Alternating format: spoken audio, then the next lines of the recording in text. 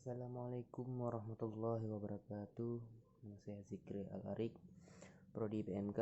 Saya ingin mempresentasikan tentang makalah hukum Tuhan. Apa sih pengertian hukum Tuhan? Jika secara umum hukum adalah peraturan yang dibuat untuk mengatur pola hidup manusia dan ada sanksi bila melanggarnya. Secara etimologis, kata hukum berakar pada al-hukmu yang berarti menolak penganiayaan. Adapun secara terminologi, ulama usul mendefinisikan hukum dengan titah Allah yang berkenaan dengan perbuatan orang-orang mukallaf, baik berupa tuntutan, pilihan, maupun larangan, sedangkan ulama fikih mengartikannya dengan efek yang dikehendaki oleh titah Allah yang dari perbuatan manusia seperti wajib dan mubah. Sedangkan pengertian hukum Tuhan adalah hukum yang dibuat oleh Sang Pencipta, yakni Allah SWT, untuk makhluknya manusia agar kehidupan mereka sesuai dengan norma yang ditentukan olehnya. Hukum Tuhan dimaksud di sini adalah hukum atau syariat Islam di negara kita. Hukum dirumuskan dalam Undang-Undang Dasar, yakni KUHP, KUHD, dan KUHPER. Sedangkan dalam Islam, hukum Allah ataupun hukum Islam dirumuskan dalam kitab suci Al-Quran dengan Nabi Muhammad sebagai penafsirnya.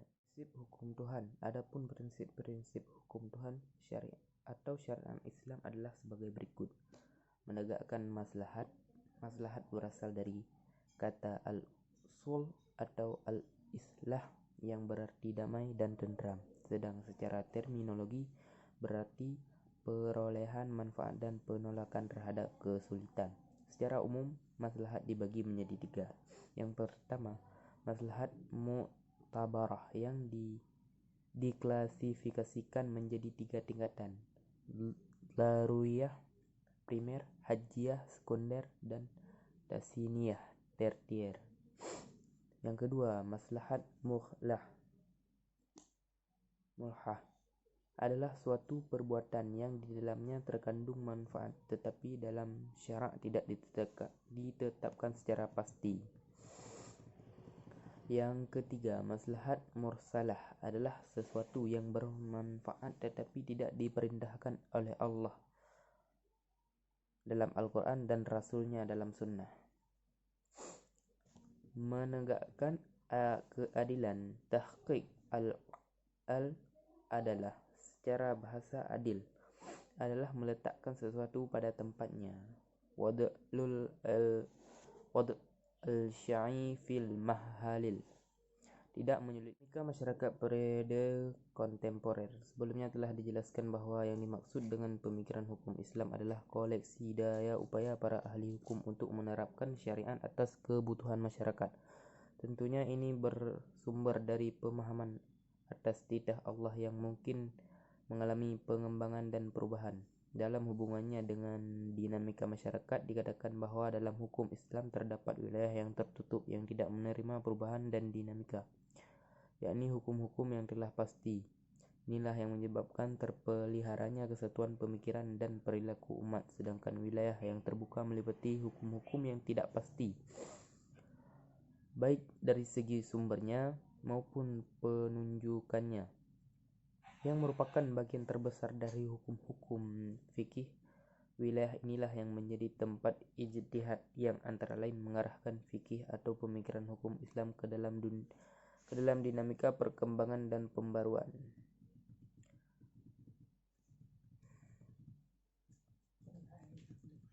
Adapun faktor elastisitas hukum Islam adalah Allah sebagai pembuat hukum tidak menetapkan secara taken for granted segenap hal, bahkan Dia membiarkan adanya suatu wilayah yang luas tanpa terikat dengan nas. Tujuannya adalah untuk memberikan keleluasaan, kemudahan, dan rahmat bagi makhluknya.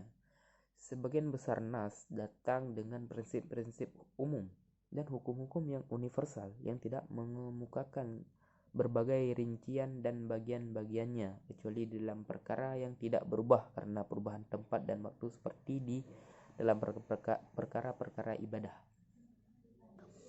pernikahan, talak, warisan, dan lain-lainnya pada selain perkara-perkara di atas syariat Islam cukup menetapkannya secara global.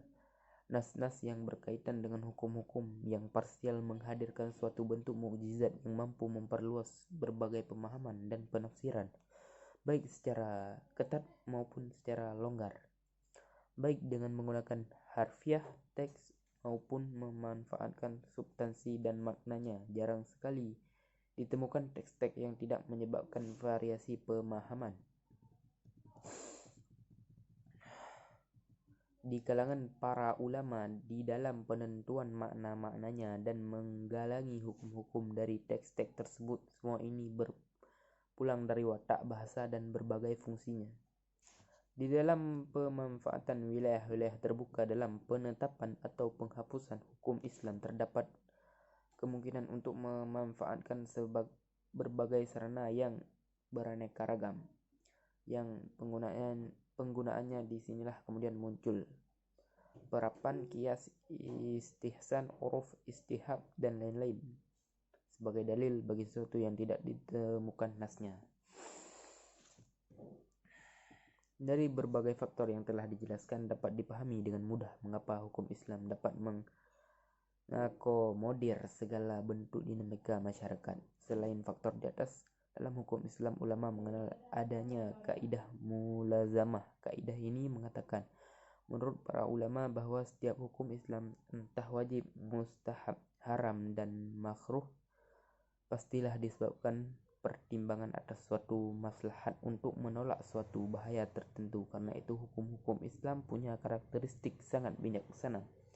Hukum Islam tidak akan mengatakan sesuatu yang tidak ada. Artinya ada hubungan yang sangat erat antara hukum Islam dan akal, suatu hubungan yang tidak dimiliki oleh agama-agama lain.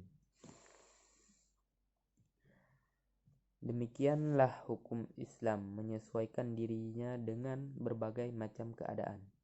Hukum Islam karena daya lentur yang terdapat padanya mampu mengakomodasi perubahan zaman dan dinamika masyarakat.